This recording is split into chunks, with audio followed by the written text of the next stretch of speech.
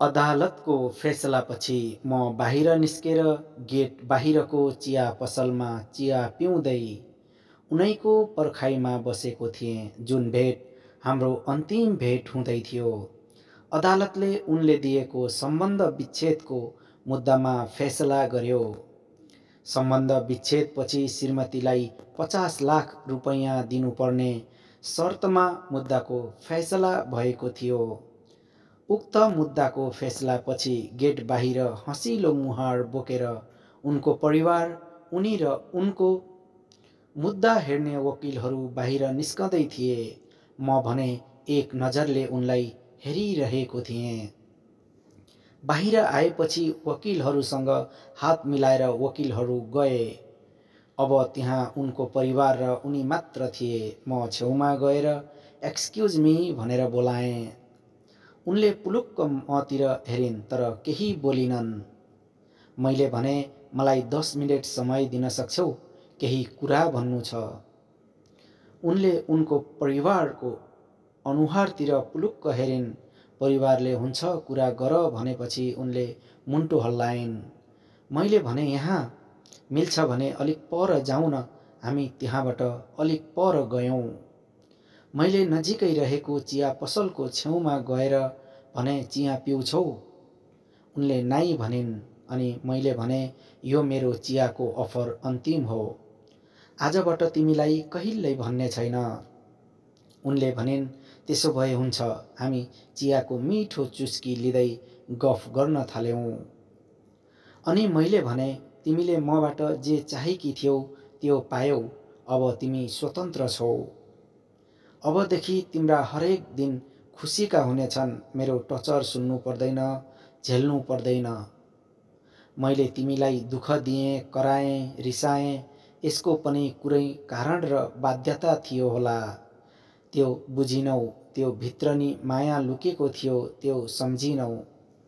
म माथि के बितेको छ, के भएको हो भनेर बुझ्ने प्रयास समेत गरिनौ तिमीले।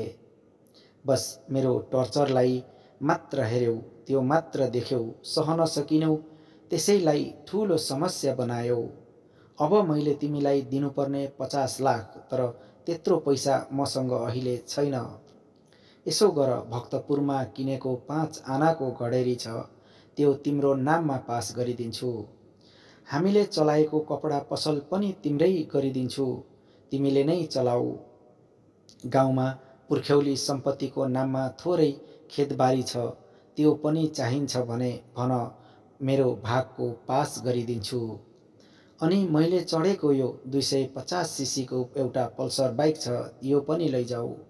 उनले भनिन्, यो सबै किन? मैले भने, यो साथ भरोसा सम्बन्ध नै नरहेपछि यी सबै चिज मेरो लागि के काम? उनले भनिन्, एउटा सम्बन्ध सक्दैमा सबै सकाउने हो र? मैले भने, जुन अलिकति बाँच्छु कि भन्ने आशा र भरोसा थियो त्यो नै टुटेपछि यो सबै मेरो लागि व्यर्थ हो। उनले अलिक झस्कदै, मैले कुरा बुझिन नि भनिन्। मैले भने, मलाई क्यान्सर छ 4थो फेजमा, जुन मैले तिमीलाई भन्न सकिन, जुन तिमीले जान्न कोसिस समेत गरिनौ, खालि मेरो रिस देख्यौ। तर ममा के बितेको छ भनेर तिमीले जानिदिएको भए आज यो दिन आउने नै थिएन होला। म माथि धेरै कमी कमजोरी थिए, त्योबाट तिमीले छुटकारा पाइसक्यौ। तिमीले पाउने भागको जिम्मा म मेरो भाइलाई सुम्पिदिन्छु। तिमीलाई मबाट पाउने कागजी प्रमाणपत्र, हिसाब किताब सबै भाइले नै गर्छ। मेरो नाममा भएको चिज सबै आजबाट तिम्रै भयो। अनि मैले भने, तिम्रो अबको जीवन सुखमय र खुसीको साथ बितोस्। भगवानले सधैँ खुसी राखुन्। मैले जस्तो आँसु तिमीलाई कसैले नदिउन्। म यति भनेर भारी मनको साथ बाई भनेर त्यहाँबाट हिँडेँ। उनको आँखाको डिल आँसुले भरिएको थियो।